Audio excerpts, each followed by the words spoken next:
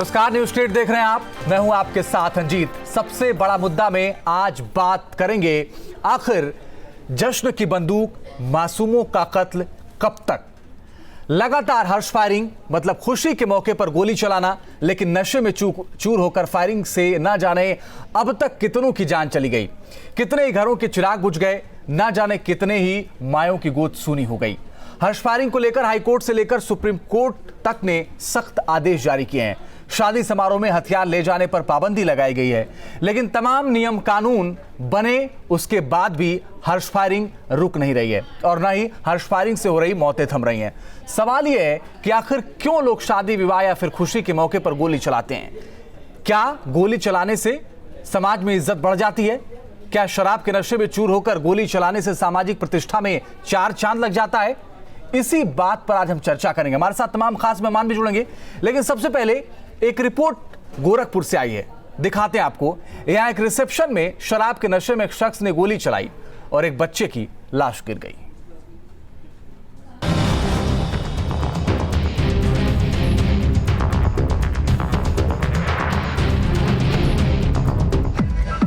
तस्वीरें 11 दिसंबर की हैं। गोरखपुर के गिरधरगंज आवास विकास कॉलोनी में ओम सिंह के घर रिसेप्शन पार्टी चल रही है। खुशी के इस मौके पर मेहमानों की आवाजाही लगी है। दूल्हा दुल्हन के साथ तस्वीरें खींची जा रही हैं, लेकिन तभी खुशी में खलल पड़ गया। एक गोली चली और खुशियां मातम में बदल गई। पता चला कि गोली ओम के 10 साल के भांजे श्रेयांश को लगी है। श्रेयांश को गोली लगने की खबर के बाद मौके पर भगदड़ मच गई। जिस किसी ने भी सुना वो गश खाकर गिर गया। दुल्हन बेहोश हो गई तो वहीं ओम हक्का बक्का रह गया। आनन फानन में श्रेयांश को अस्पताल में भर्ती कराया गया, लेकिन सिर में गोली लगने की वजह से उसे नहीं बचाया जा सका। वहाँ पर वो जो दिलीप दुबे थे ना, उनने ड्रिंक करा था और वो नीचे करके गन ठीक कर रहे थे, तभी उनके हाथ से गलती से गन का बटन छूट गया और उनके आके दिमाग पे लग गया। किसके बेटा दिमाग पे? वो श्रेयांश सिंह। लड़के की शादी का प्रीति भोज था और स्टेज पर 2 लड़के अंतिम दौर में आए, जबरन चढ़ करके और अवैध असलहे से फायर कर दिए, जिससे मेरे नाती श्रेयांश सिंह का मौके पर मौत हो गया। अब जरा इस शख्स पर नजर डालिए। नाम है दिलीप दुबे। दरअसल यही वो शख्स है जो श्रेयांश की मौत का जिम्मेदार है। बताया जा रहा है कि पेशे से ठेकेदार दिलीप शराब के नशे में धुत होकर अपनी गैर लाइसेंसी पिस्टल से गोली चला रहा था। कई बार लोगों ने इसे गोली चलाने से रोका, लेकिन वो नहीं माना। इसी दौरान एक गोली पिस्टल में फंस गई, लेकिन निकालने के दौरान गोली चल गई, जो स्टेज पर खड़े श्रेयांश के सिर में जा लगी और उसकी मौत हो गई। खबर मिलते ही पुलिस मौके पर पहुंची। घर वालों से तहरीर मांगी गई, लेकिन रात भर मामले को मैनेज करने की कोशिश होती रही। बाद में पुलिस की सख्ती के बाद बच्चे के घर वालों ने थाने में तहरीर दी, जिस पर पुलिस ने केस दर्ज किया है। इससे पहले कि पुलिस आरोपी दिलीप को गिरफ्तार करती, दिलीप ने खुद ही थाने में सरेंडर कर दिया है। रिसेप्शन पार्टी के दौरान एक बच्चे को गोली लगी थी, तो जांच पड़ताल में पाया गया कि एक व्यक्ति वहाँ पे अवैध तमंचे के साथ में आया हुआ था, उसी से गोली चली है। उसकी गिरफ्तारी कर ली गई है। उसका नाम दीपक दुबे है और जो लड़का है वो 10-12 साल का है। उसकी मेडिकल कॉलेज ले जाते समय रास्ते में मौत हो गई है। उसकी गिरफ्तारी हो गई, आगे की कार्रवाई इसमें जारी है। दिलीप दुबे के सरेंडर करने के बाद पुलिस आगे की कार्रवाई में जुट गई है, तो वहीं श्रेयांश के घर में मातम पसरा है। घर वालों का रो रो कर बुरा हाल है, लेकिन सवाल यह है कि आखिर खुशी के मौके पर लोग गोली क्यों चलाते हैं?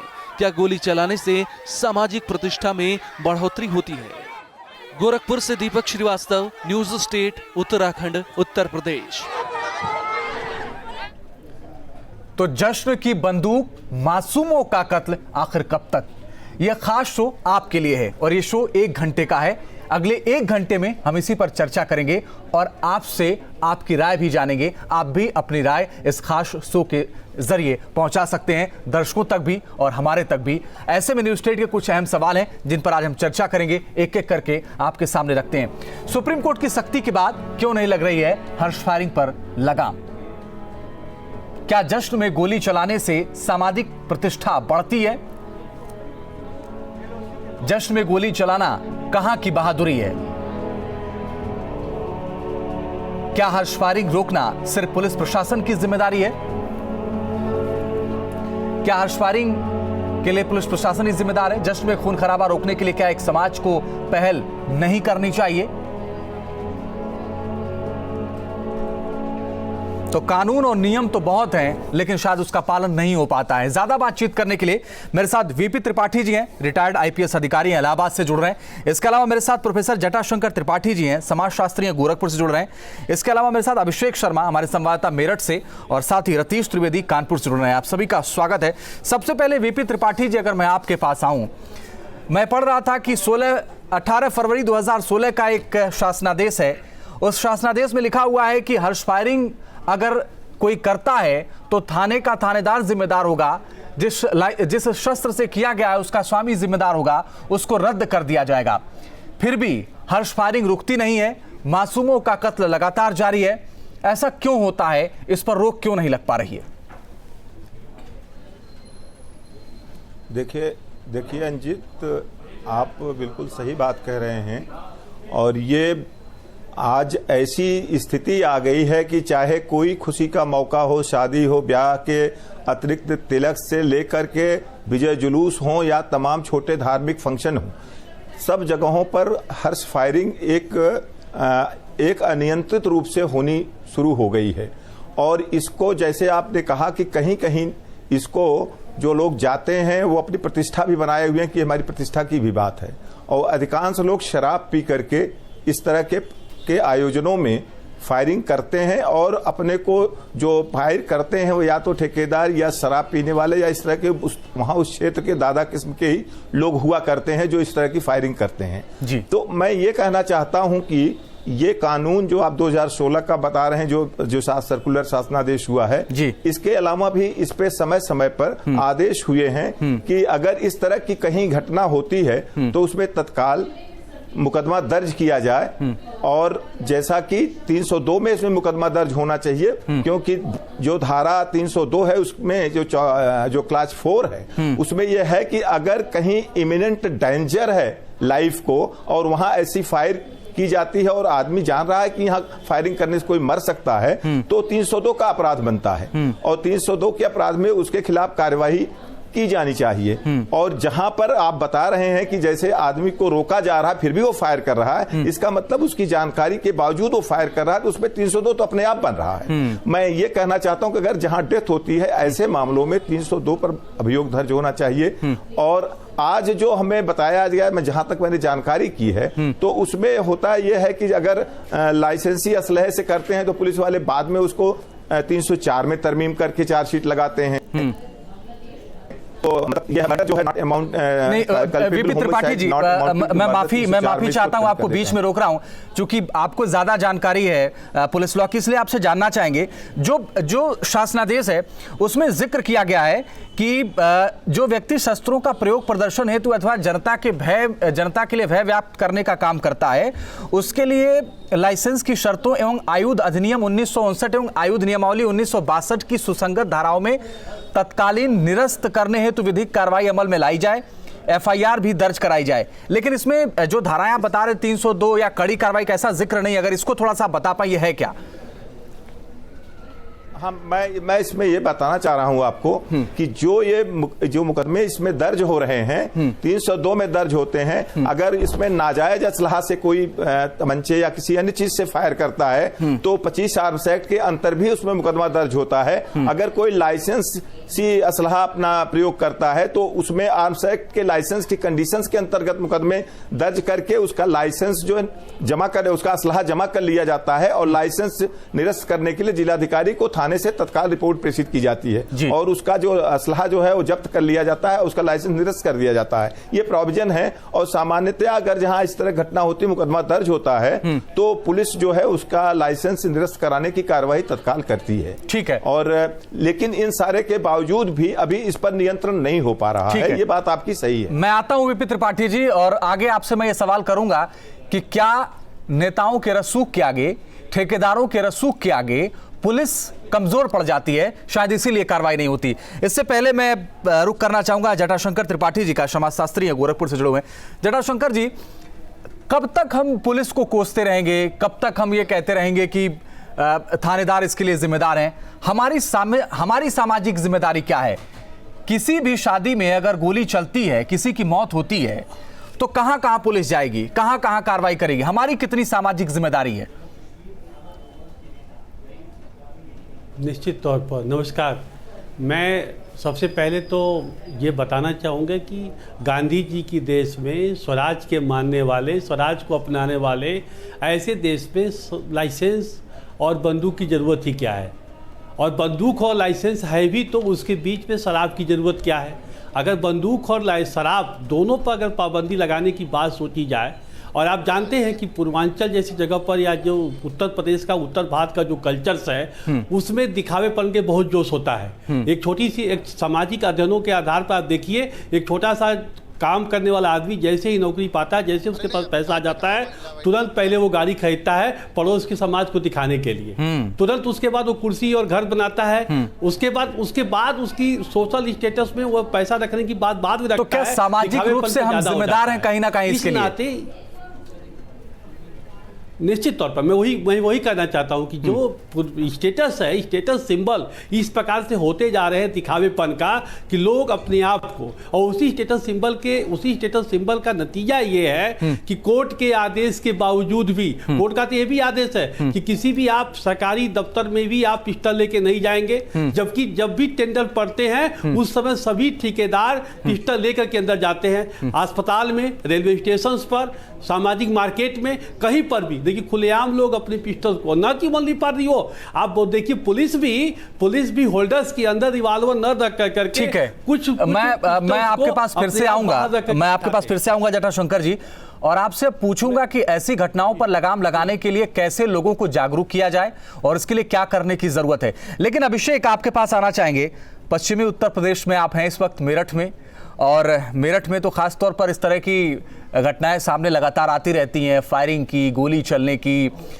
आपको लगता है कि पुलिस कार्रवाई करती है इस मामले में? और दूसरा सवाल ये कि क्या हम लोग सामाजिक रूप से इतने जागरूक हो गए हैं कि जिसके यहाँ फंक्शन है कम से कम वो थोड़ी जागरूकता दिखाए और ये कहे कि यहाँ पर गोली न चले, किसी की जान तो न जाए, खुशी कम से कम मातम में तो ना तब्दील हो जाए?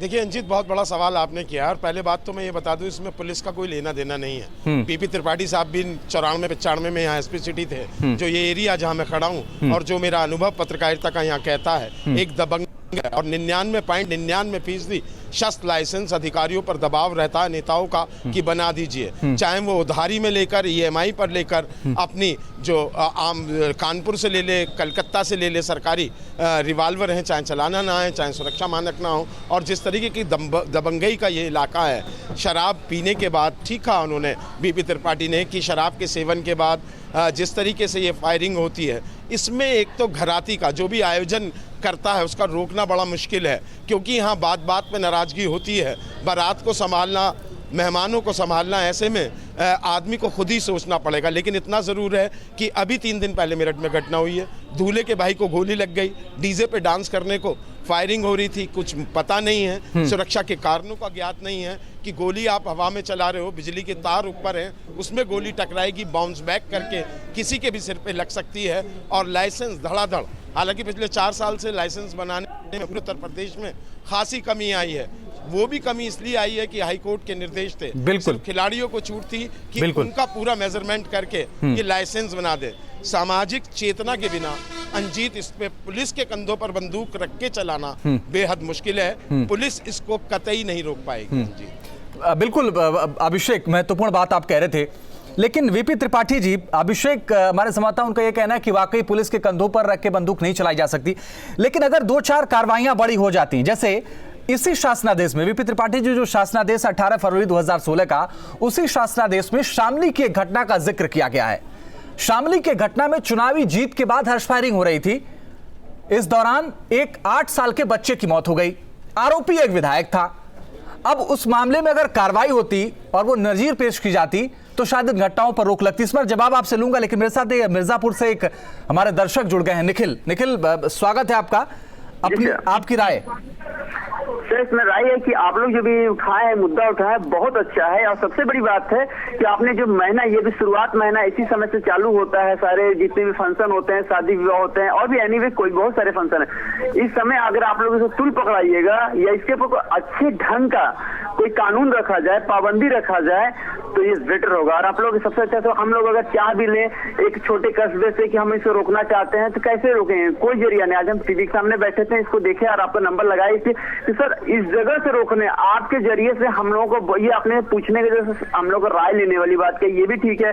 अब तरीका तो आप लोग हम लोग से बेटर जानेंगे। चलिए, शुक्रिया निखिल हमारे साथ जुड़ने के लिए और अपनी राय रखने के लिए। वीपी त्रिपाठी जी, मेरे सवाल का जवाब।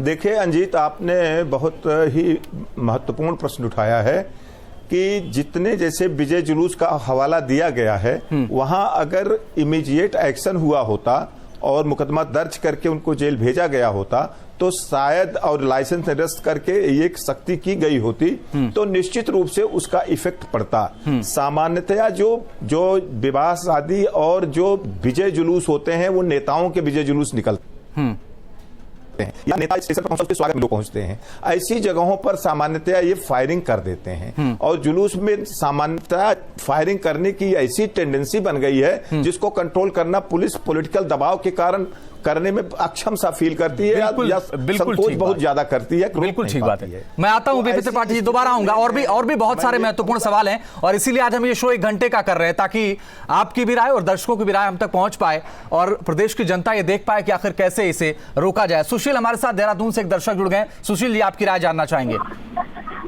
हाँ सर जी, आपकी राय। मेरी राय ये है सर, मैं भी बरेली में पला हूँ जी। तो बचपन में जब चलता था वहाँ से, तो गांव के लोग जो ना शादी में जितने लाइसेंस जारी होते थे गांव में, उन लोगों को वो देते थे चिट्ठी जी कि चलो हमारी शादी में चलो बंदूक ले लेके जी, वहाँ पे फायरिंग करनी है। तो सर ये फायरिंग वाला चक्कर जो है ना, ये बिल्कुल बंद कर देना चाहिए। ठीक है, बहुत शुक्रिया सुशील आपका। फायरिंग बंद होनी चाहिए। फायरिंग से नुकसान ज्यादा होता है, उसका कोई फायदा नहीं है।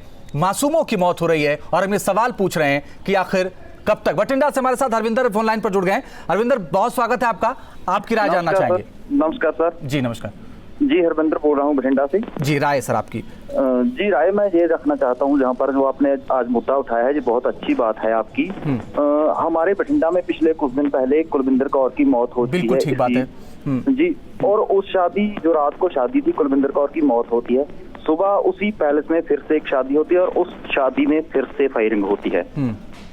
जी, मैं समझता हूँ कि कानून बनाना अपनी जगह है, उसको अप्लाई करना अपनी जगह, और लोगों की मानसिकता इसमें बड़ी बात है कि लोग एक जगह एक की मृत्यु हो जाती है, लोग उससे सीखते क्या है।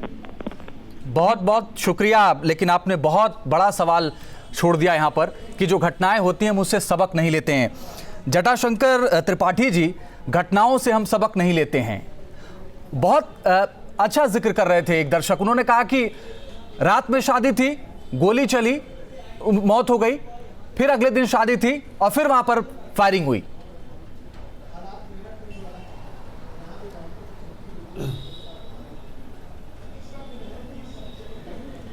जटाशंकर जी, आपसे जवाब। ये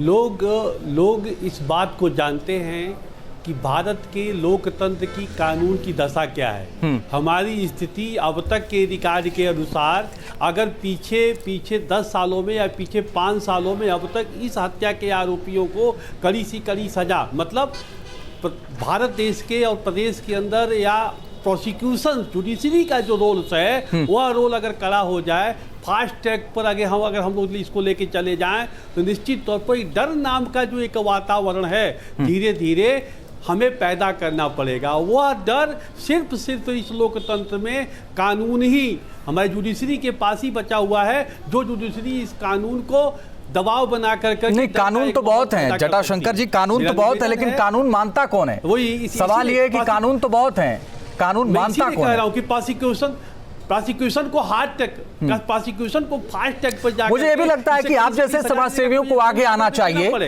और इस बात का जिक्र जो कर रहे थे एक दर्शक, उन्होंने कहा कि कम से कम जहां से शादी होती है, जो मैरिज हाउस हैं, जो रिजॉर्ट है, वहां पर भी यह तय करना होगा कि कम से कम हथियार लेकर के कोई नहीं आएगा। बागपत का एक जिक्र करना चाहूंगा आपसे, एक सेना का परिवार है, उन्होंने कहा कि साहब जो हमारे यहां आना चाहता है वो शराब का सेवन नहीं करेगा, हथियार लेकर के नहीं आएगा।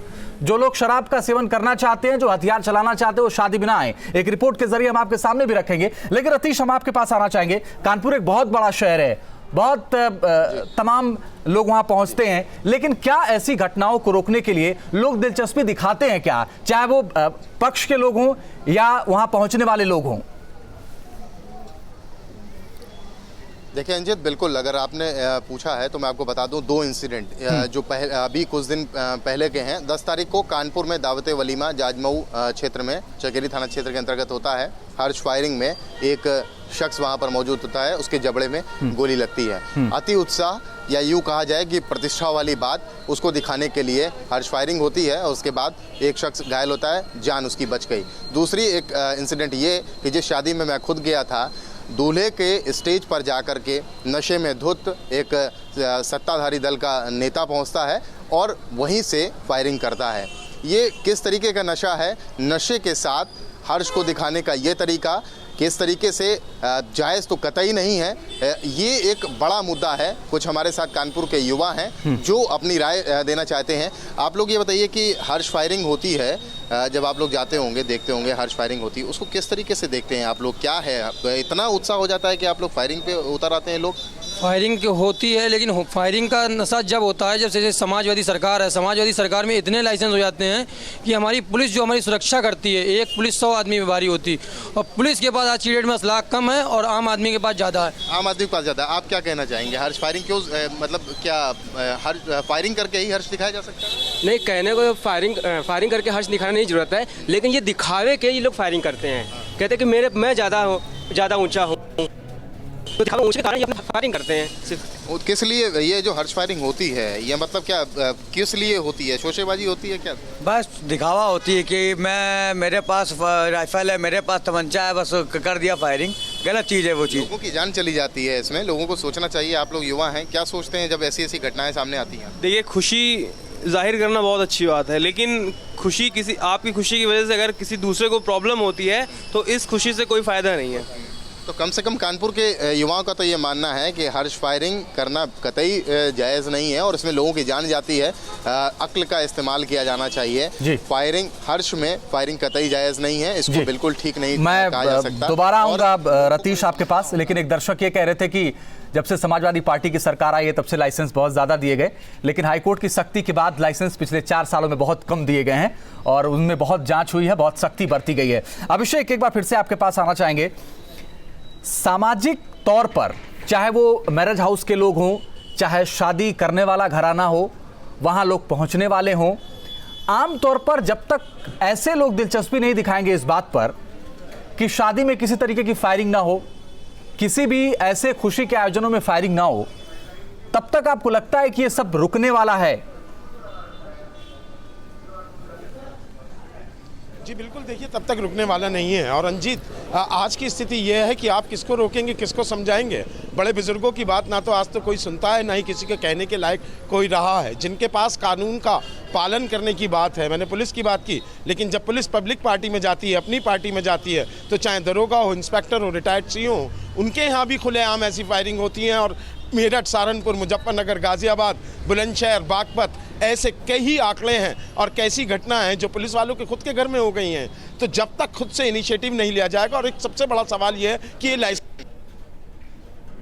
क्यों? इसलिए अब जैसे थे, डकैती का जमाना था, अकेला गांव था, पूरे डाकू हमला कर रहे थे, जब तो कर दीजिए, लेकिन अर्बन एरिया में, शहरी क्षेत्र में आज तक एक रिकॉर्ड नहीं है कि सेल्फ फायरिंग में किसी ने बदमाश को मार गिराया हो। एक आध इक्का दुक्का घटना होंगी पिछले 15-20 सालों में तो होंगी, वरना ये लाइसेंस क्यों, किस लिए? सिर्फ शान बगाड़ने के लिए? सरकार को ही इनिशिएटिव लेना पड़ेगा और खासकर पुलिस के साथ प्रशासन को और सरकार को नियम बनाने होंगे, सुनिश्चित करना पड़ेगा। विवाह मंडप खुद गोली खाने को कोई तैयार नहीं होगा। जिस एरिया में मैं खड़ा हूँ, आप दारू पी के किसी को रोक दीजिए, सीधा गोली पड़ेगी और आप जान से जाएंगे। तो कुल मिलाकर सरकार को ही आगे आना होगा। तो जश्न की बंदूक मासूमों का कत्ल आखिर कब तक? क्योंकि किसी भी खुशी के मौके पर मासूम तो जाते हैं खुशियां मनाने के लिए, लेकिन हर्ष फायरिंग में उनकी मौत हो जाती है, गोली चलने से मौत हो जाती है। उन मासूमों का क्या कसूर? उसने किसी का क्या बिगाड़ा है कि उनकी जान चली जाती है? क्यों सामाजिक सुधार नहीं होता है? क्यों पुलिस कार्रवाई नहीं कर रही है? इन तमाम पहलुओं पर हम बात कर रहे हैं। मुरादाबाद से भी एक इसी तरीके की दिल दहला देने वाली तस्वीर सामने आई। शादी के दौरान की गई फायरिंग ने यहां सब कुछ कैसे बर्बाद कर दिया, इस रिपोर्ट के जरिए देखिए। जिस घर में शादी की शहनाई बज रही थी, वहां चीख पुकार मची हुई है। जिस घर में खुशियों का माहौल था, वहां मातम पसरा हुआ है। जिस भाई को अपनी बहन की डोली को कांधा देना था, अब उसकी अर्थी उठने जा रही है। मुरादाबाद की ये दर्दनाक तस्वीर शादी और दूसरे समारोह में खुशी से की जाने वाली फायरिंग की स्याह कहानी बयां कर रही है। शादी रामपुर के प्रसिद्ध गुप्ता परिवार की बेटी की थी।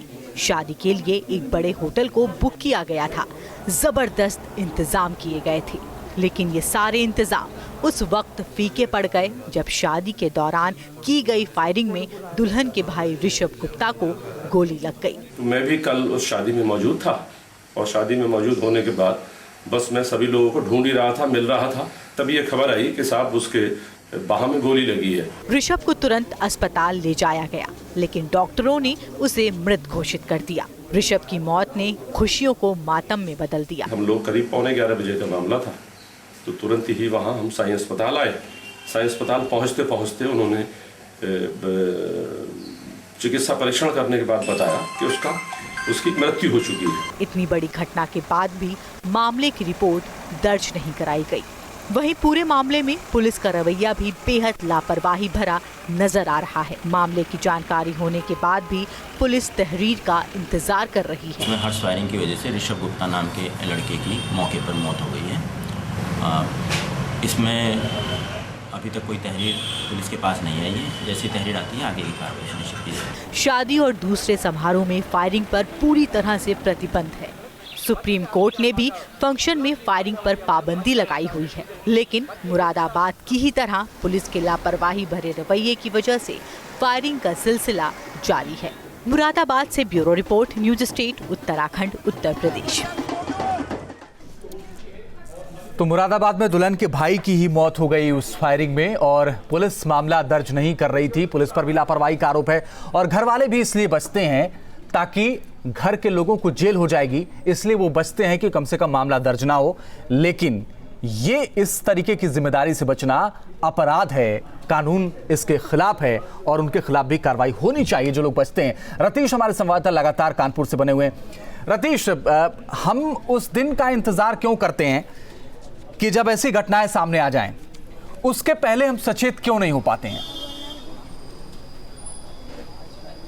देखिए, सबसे बड़ी इच्छा शक्ति की कमी है।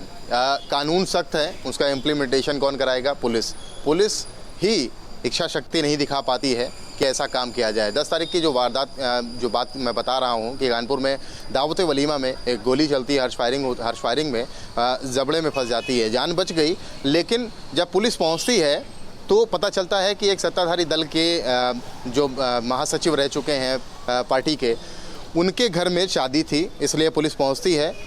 पुलिस मीडिया से मामला छुपाने की कोशिश करती है, लीपापोती में लग जाती है कि यह मामला कहीं हाईलाइट ना हो जाए और उनको डांट डपट ना पड़ जाए, उनके ऊपर प्रेशर ना आ जाए, दबाव ना आ जाए, इसलिए मामले की लीपापोती की गई और मामले को रफा दफा करने की कोशिश की गई। कौन बचाएगा इसको, कौन रोकेगा? हर्ष फायरिंग को, कानून व्यवस्था को बनाए रखने की जिम्मेदारी पुलिस की होती है, लेकिन पुलिस ऐसा करती नहीं दिखती। इसीलिए सरेआम मेरी आंखों के सामने पिछले 15 दिन की बात बता रहा हूँ, 2 बार मैंने ऐसा देखा जहाँ पर हर्ष फायरिंग होती है। दूल्हे के साथ बैठ करके फोटो खिंचवाई जाती है और ठीक बगल में अपनी लाइसेंसी, अपनी पिस्टल निकाल करके वहीं से फायर किए जाते हैं। जब तक पुलिस नहीं ऐसे लोगों पर डंडा चलाएगी, ऐसे लोगों को नहीं रोकेगी, सख्ती से कानून का पालन नहीं कराएगी, हर्ष फायरिंग नहीं रुकेगी। और हर्ष के बीच ऐसे मातम वाले स्टोरीज, मातम वाली कहानियां हम कवर करते रहेंगे, ऐसे दृश्य हमारे सामने आते रहेंगे। समाज को समझना होगा, लोगों को बाहर निकल करके आना होगा, और ये वो बच्चे किसी के हो सकते हैं, वो भाई किसी का हो सकता है, वो परिवार किसी का हो सकता है। बहुत बहुत शुक्रिया रतीश आपका इस तमाम जानकारी और बातचीत के लिए। मेरे साथ हिमांशु जुड़ गए हैं गाजियाबाद से। गाजियाबाद भी इसके लिए जाना जाता है। हिमांशु, गाजियाबाद में क्या तस्वीर होती है जब कोई चुनावी जीत होती है, जब कोई शादी समारोह होता है, जब कोई फंक्शन होता है?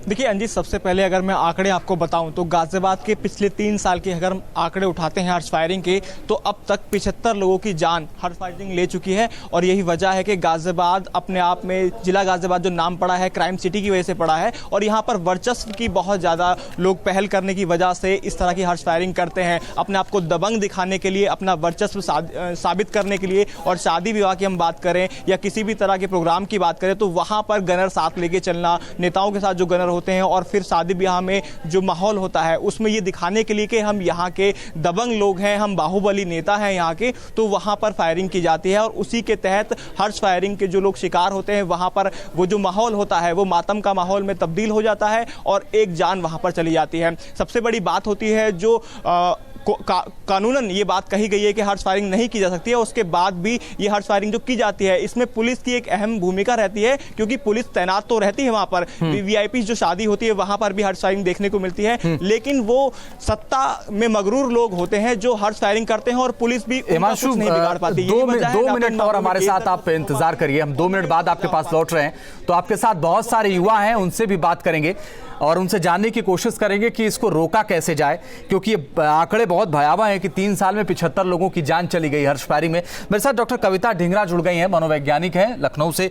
डॉक्टर कविता, आपसे जानना चाहेंगे कि उस वक्त मनोदशा क्या होती है जब किसी खुशी में गोली चलाई जाती है और ये जानते हुए भी कि किसी की भी जान जा सकती है, ऐसा लोग क्यों करते हैं?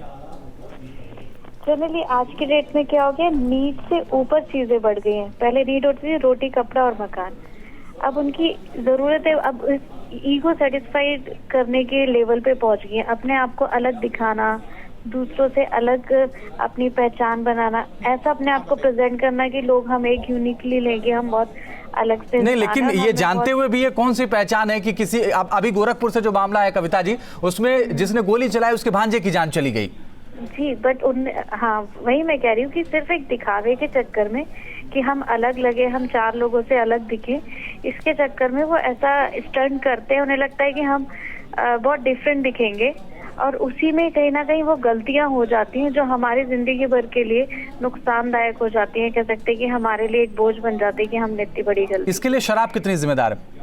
शराब का बहुत बड़ा रोल है। बेसिकली क्या होता है, जनरली आप जहाँ तक दिखावा तक करते हैं तब तक आप बैलेंस्ड रहते हैं, बट जहाँ पे ये सेकंड चीज जुड़ जाती है जिसे हम कहते हैं ड्रिंक, वहाँ पे कहीं ना कहीं आप अपने होश आवाज भी खो बैठते हैं एक लेवल तक। अगर आपने नॉर्मल ड्रिंक ली है देन ओके, अगर उससे ज्यादा अगर आपने ले लिए तो कहीं ना कहीं वो आपको उस लेवल पे ले जाती है कि आपके ऊपर से कंट्रोल काफी हद तक चला जाता है। और यही इस केस में भी हुआ।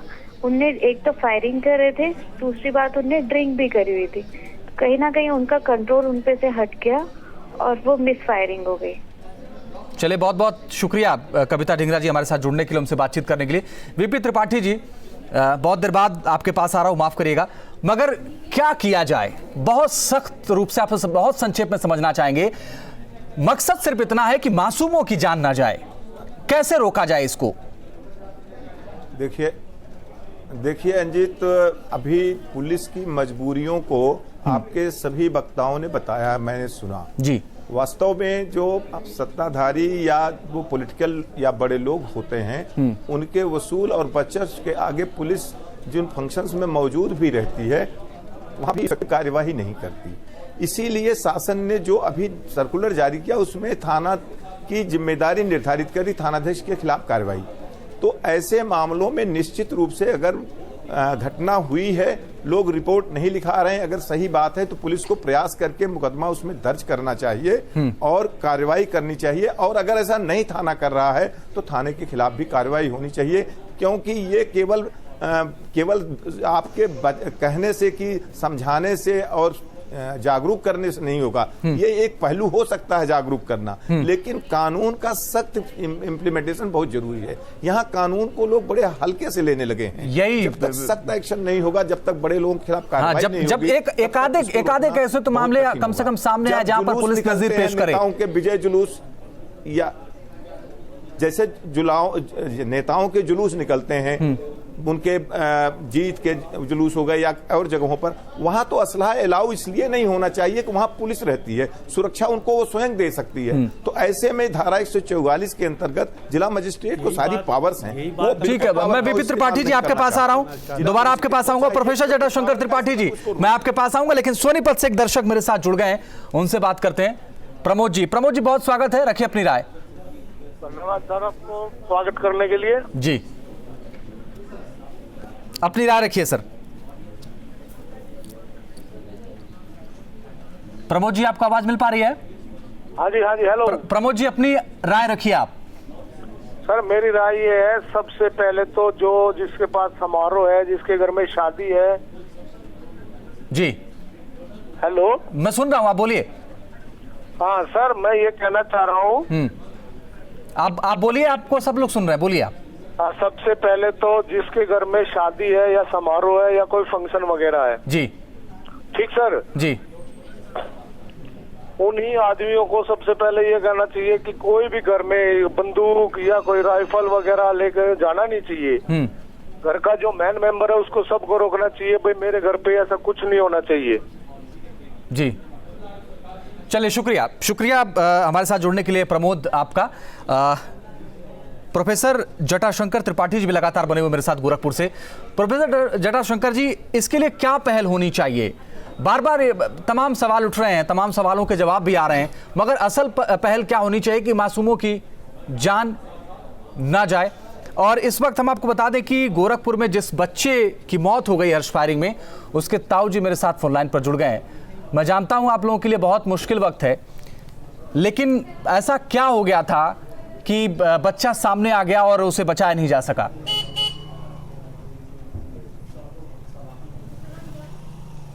आवाज मिल पा रही है आपको? हाँ जी मिल रही है, आवाज मिल रही है। आपसे जानना चाहेंगे कि इसको रोका क्यों नहीं गया? जो लोग ऐसी फायरिंग कर रहे थे वहां पर रोका क्यों नहीं गया? असल में हमारे कार्यक्रम में कोई फायरिंग लगातार नहीं हो रही थी जी। ये तो जिस टाइम ये मेरे भाई का बेटा ऋषभ जब लेने के लिए गया स्टेज पे, उस पे चढ़े जी, जो उस पे चढ़े वो बग्गी पे उतारने के लिए जी, तब वो जी, मैं ऋषभ का ताऊ बोल रहा हूँ, जो मुरादाबाद में प्रोग्राम हुआ है, गोरखपुर से नहीं बोल रहा हूँ, मैं ऋषभ का ताऊ बोल रहा हूँ। जी अच्छा ठीक है, जी बताइए। मेरा कहना ये था कि हमारे यहाँ का इंसिडेंट ऐसा था जी कि जब ये बच्चा लड़की का भाई अपने जीजा जी को उतारने के लिए जब वो उस पे चढ़ा बग्गी पे,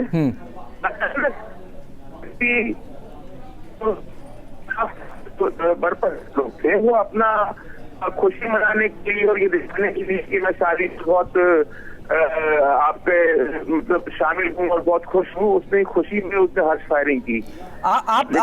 मैं माफी चाहता हूँ, आपको बीच में रोक रहा हूँ, लेकिन आपको नहीं लगता कि ऐसे मौकों पर ये किसी के भी परिवार का मामला हो सकता है, किसी का भी बच्चा हो सकता है, वहां पर दुल्हन का भाई था, वो आप उसके ताऊ हैं, ऐसे लोगों पर बिल्कुल रोक लगनी चाहिए जो लोग हथियार लेकर के आते हैं, जो लोग शराब पी करके आते हैं।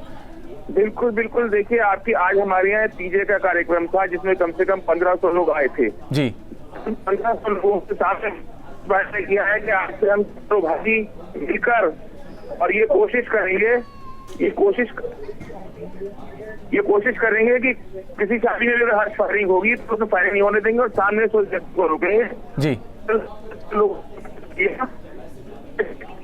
शादी में कोई व्यक्ति तो चलिए, बहुत बहुत धन्यवाद आपका हमारे साथ जुड़ने के लिए। आवाज में दिक्कत थी, नहीं तो आगे और बात हो सकती थी, लेकिन आप सभी हमारे साथ बने रहिए। ये सामाजिक जरूरत का एक हिस्सा है कि कम से कम रोके लोगों को, और ऐसा नहीं है कि हर्ष फायरिंग को रोकना सिर्फ पुलिस प्रशासन की जिम्मेदारी है। बागपत से एक ऐसी पहल सामने आई, यहाँ एक दूल्हे ने अपनी शादी में शराब और फायरिंग रोकने के लिए शादी के कार्ड पर शराब पीने वाले और फायरिंग करने वालों को शादी में शामिल नहीं होने की बात कही। बागपत के वाजिदपुर गांव निवासी सुभाष की 2 दिन बाद शादी है। घर में मंगल गीत गाए जा रहे हैं। शादी की ये खुशियां अंत तक बनी रहें, इसके लिए सुभाष ने बड़ा फैसला किया है। निमंत्रण पत्र में ऐसे लोगों को शादी में शरीक होने से साफ तौर पर मना कर दिया गया है जो हर्ष फायरिंग और शराब का शौक रखते हैं। सुभाष कश्यप ने लोगों को भेजे गए निमंत्रण पत्र पर मोटे अक्षरों में लिखवाया है, शादी में हर्ष फायरिंग और शराब का सेवन पूर्णतः प्रतिबंधित है। ऐसे लोगों से निवेदन है जो हर्ष फायरिंग और शराब सेवन के इच्छुक हैं, वो कृपया शादी में शामिल न हों। दरअसल कुछ दिन पहले ही वाजिदपुर गांव में शादी समारोह में हुई हर्ष फायरिंग में एक सीआरपीएफ जवान की मौत हो गई थी। मैं नहीं चाहता कि और शादियों की तरीके से मेरी शादी में भी कोई दुर्घटना घट जाए और वो शादी मातम में बदल जाए। सुभाष के इस फैसले में घर वालों का भी पूरा साथ है। उन्होंने भी लोगों से साथ देने की अपील की है। लोगों से बस यही अपील करूंगी कि आप अगर आपके घर में कोई खुशी है, शादी है या कुछ भी आप खुशी सेलिब्रेट कर रहे हैं, तो कृपया करके इन सब चीज़ों को बैन कर दीजिए और ऐसे लोगों को मत इनवाइट करिए जिसकी वजह से हमारी जो खुशी है वो मातम में मने। उम्मीद है खुद की शादी में शराब और हर्ष फायरिंग को रोकने के लिए सुभाष का ये तरीका लोगों के लिए एक नजीर बनेगा और शादी विवाह या खुशी के दूसरे मौके मातम में नहीं बदलेंगे। बागपत से मधुदेव उपाध्याय, न्यूज स्टेट, उत्तराखंड, उत्तर प्रदेश। आइए आपको हर्ष फायरिंग पर बागपत के उस शख्स की राय भी सुनाते हैं जिन्होंने अपनी शादी के कार्ड में साफ साफ लिख दिया था कि शराब पीकर और हथियार लेकर शादी में न आए। देखिए सर, असल में बात क्या है कि यहाँ पे बागपत जनपद की बात नहीं कर रहा हूँ मैं, पूरे उत्तर प्रदेश में, पूरे देश में या कहीं पे भी विश्व में जब शादी ब्याह कहीं भी होते हैं तो लोग अक्सर क्या है कि खुशियों के मौके पे अपने आप में आपक हो जाते हैं। और सबसे बड़ी बात यह है कि वे जब शराब का, दारू का, इस टाइप का कुछ सेवन करते हैं, नशे का सेवन करते हैं, तो उसमें उन्हें ये नहीं पता रहता कि वो कर क्या रहे हैं। इसी बीच सरकारी हथियार, गैर सरकारी हथियार, लाइसेंस के हथियार, इन हथियारों से कई लोग ऐसे हैं जो फायरिंग करना भी नहीं चूकते, जिसमें अक्सर ये देखा गया कि मौत हो जाती है। और ये जो मौतें हो रही है, ये मौतें सिर्फ क्या कि लापरवाही की वजह से है, बिना कमांड एंड कंट्रोल की वजह से है। जो लोग शादी में इन चीज़ों पे प्रतिबंध नहीं लगाते या वो कंट्रोल नहीं कर पाते, और कुछ ऐसे होते हैं कि वो दाएं बाएं से वो हर्ष फायरिंग या दारू के पैक लगा के चल देते हैं और सारे शादी में रंग का भंग हो जाता है। तो मेरे साथ गाजियाबाद से हिमांशु शर्मा, बीपी त्रिपाठी जी और साथ ही जटाशंकर त्रिपाठी जी, इसके अलावा मेरे साथ कविता ढिंगरा भी बनी हुई है। हिमांशु, मैं आपके पास आऊंगा 30 सेकंड बाद। जटाशंकर त्रिपाठी जी, क्या अब इसकी जरूरत आ गई है कि अगर आप चाहते हैं कि कोई घटना दुर्घटना ना हो तो कार्ड पे ही लिख दीजिए कि शराब का सेवन करने वाले, हथियार चलाने वाले हमारे घर समारोह में शामिल ही ना हों?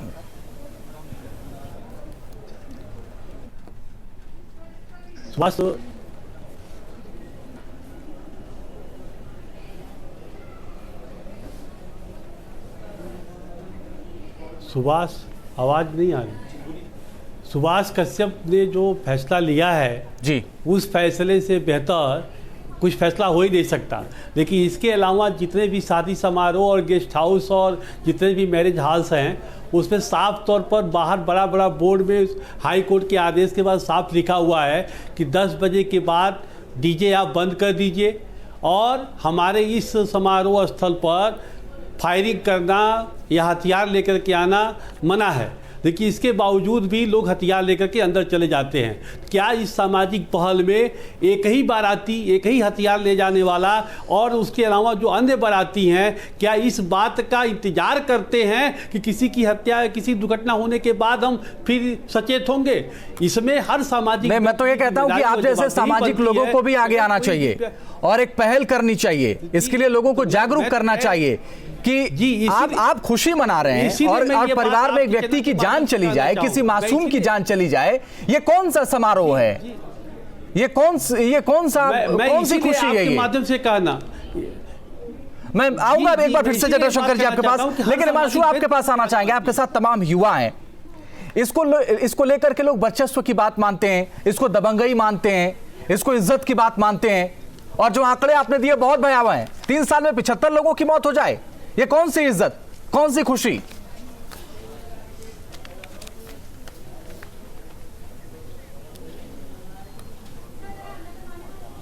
बिल्कुल अंजित, देखिए यूथ हमारे साथ है और सबसे ज़्यादा जो क्रेज़ रहता है वो युवाओं में रहता है, हथियारों को लेकर हो या फिर कोई भी नई चीज़ हो तो सबसे पहले जो युवा हैं उसकी तरफ आकर्षित होते हैं। जिस तरह से शादी ब्याह में अगर देखें या कोई भी हर्ष का त्यौहार होता है उस पर देखें तो युवा सबसे पहले आकर्षित होते हैं। तो हमारे साथ युवा हैं, उनसे बात करते हैं और जानते हैं हर्ष फायरिंग को लेकर, जो फायरिंग होती हैं जिसमें अनजाने में सही कई लोगों की जान चली जाती है, कितना सही और किस तरह से इसकी रोकथाम करनी चाहिए। आप खुद एक युवा हैं, क्या लगता है क्या इस पर पाबंद लगना चाहिए, किस तरह का?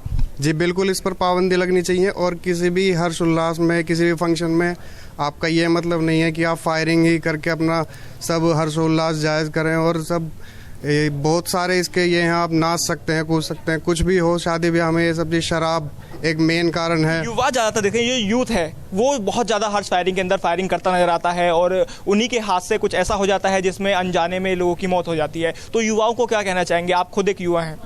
युवाओं को सबसे पहला मैसेज तो ये रहेगा कि शराब, इस पर रोक लगनी चाहिए क्योंकि अधिकांश केस इसके साथ, शराब के साथ होते हैं और शराब पे रोक लगेगी। बिल्कुल, शराब की वजह से नशे में धुत जो युवा होते हैं वो हर्ष फायरिंग करते हैं और उसी के दौरान हादसे हो जाते हैं। कुछ सीनियर सिटीजन लोग भी हमारे साथ हैं, उनसे हम बात करते हैं और जानते हैं क्या कुछ एक्शन लेना चाहिए। जिस तरह से मैरिज होम होते हैं वहाँ पर फायरिंग होती है, कोई भी त्यौहार होता है वहाँ फायरिंग होती है, क्या कहना है आपका इसको लेकर?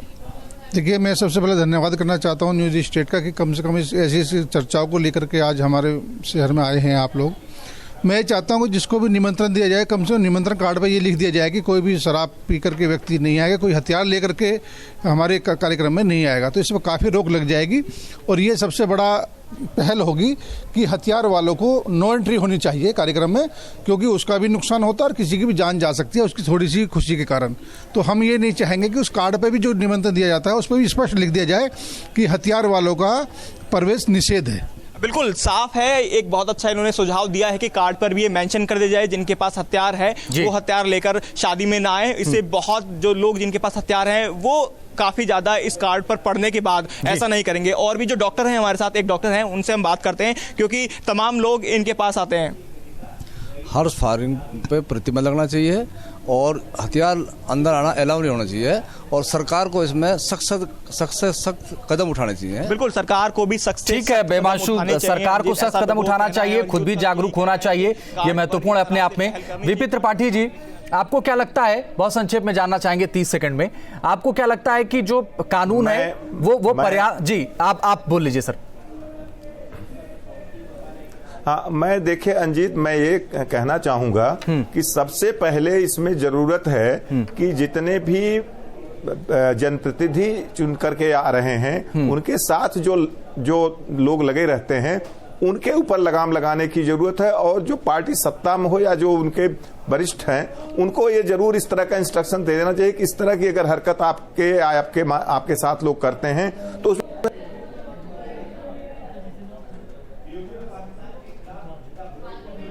चलिए वीपी त्रिपाठी जी, दोबारा मैं आपके पास आऊंगा, उस तकनीकी वजह से आपकी आवाज नहीं पहुंच पा रही।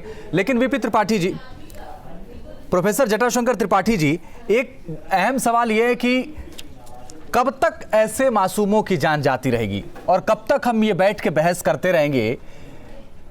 देश कहां पहुंच गया? हम इस पर बहस कर रहे हैं कि आखिर हम क्या ऐसे करें कि शादी में मासूमों की जान ना जाए।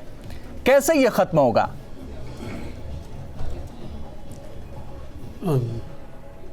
मेरी अपनी राय सिर्फ यही है कि प्रोसिक्यूशंस का डर जब तक समाज के अंदर नहीं आएगा और अपनी जवाबदेही खुद समाज में हर व्यक्ति नहीं मानेगा, जब तक इस जानकारी के अभाव में, आप समझ लीजिए कि कोर्ट की जानकारी है देखिए, इसके बावजूद भी लोग इस काम को कर रहे हैं। इसके पीछे वजह क्या है? दिखावापन की जो बात हो रही है, लोग अपने आप को दिखाने की जो कोशिश कर रहे हैं, उस सब के पीछे कड़ी सी कड़ी सजा मिलने के लिए एक छोटी सी कानून में एक पहल कर दी जाए कि ऐसे कोर्ट के आदेशों में, not only for the Harsh firing, बल्कि ऐसे कोर्ट के आदेश में जो ऐसे कानून बने हैं उस कानून को उल्लंघन करने वाले सारे केसेस को हम फास्ट ट्रैक पर ले आएंगे। और फास्ट ट्रैक पर ले आने के बाद जल्दी से जल्दी, क्योंकि हर किसी को मालूम है कि चलो हम गलतियां कर लेंगे, 10 साल 12 साल 15 साल 20 साल तक फाइल लटकती रहेगी, हमारे ऊपर कोई सजा नहीं होगी। ठीक है, लेकिन ऐसे मामले दर्ज भी तो नहीं होते जटाशंकर त्रिपाठी जी। समस्या तो इस बात की है कि पुलिस भी उतनी सख्त नहीं दिखाई देती, परिवार के लोग भी अपने सदस्य को बचाने लगते हैं। कविता ढिंगरा जी लगातार हमारे साथ बनी हुई है, मनोवैज्ञानिक है। कविता ढिंगरा जी, ऐसे लोगों का इलाज क्या है? काउंसलिंग या कुछ और?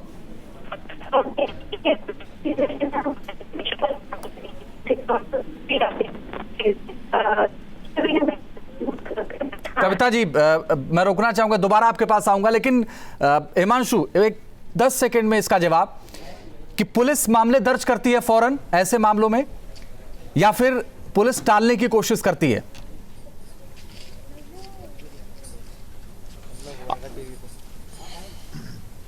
अंजित, अगर स्पष्ट करूं तो पुलिस ऐसे मामले दर्ज ही नहीं करती है, इनमें मैनेज करने की कोशिश की जाती है। अगर एक वाकया आपको बताऊं, कुछ दिन पहले ही गाजियाबाद के अंदर इस तरह का वाकया सामने आया था। उसके अंदर पुलिस ने दोनों ही पार्टियों को बुलाकर आपस में समझौता करा दिया था। पैसे का खेल चलता है, पुलिस भी पैसा लेती है और साथ ही जिस पक्ष का आदमी की मौत होती है उसको भी पैसे का लोभ लालच देके केस को वहीं पर रफा दफा कर दिया जाता है। एक ये कड़वी सच्चाई है गाजियाबाद की। चलिए, बहुत बहुत शुक्रिया आपका हिमांशु इस तमाम जानकारी और बातचीत के लिए। साथ ही मेरे साथ वीपी त्रिपाठी जुड़े रहे, जटाशंकर त्रिपाठी जी, डॉक्टर कविता ढिंगरा जी, आप सभी का बहुत बहुत शुक्रिया हमारे साथ जुड़ने के लिए, हमसे बातचीत करने के लिए। हमारा मकसद सिर्फ इतना है कि किसी भी मासूम की जान ना जाए किसी भी खुशी के मौके पर, क्योंकि वो मासूम किसी के भी घर का हो सकता है, वो किसी भी परिवार का सदस्य हो सकता है। इसलिए कम से कम आप सावधानी बरतें। अगर आपके घर में आयोजन है तो आपको सबसे ज्यादा सावधानी बरतने की जरूरत है, और पुलिस भी कम से कम देखे कि सिर्फ लॉ बना देने से, शासनादेश जारी कर देने से ऐसी घटनाओं पर लगाम नहीं लगती है। इसी के साथ सबसे बड़ा मुद्दा में बस इतना ही।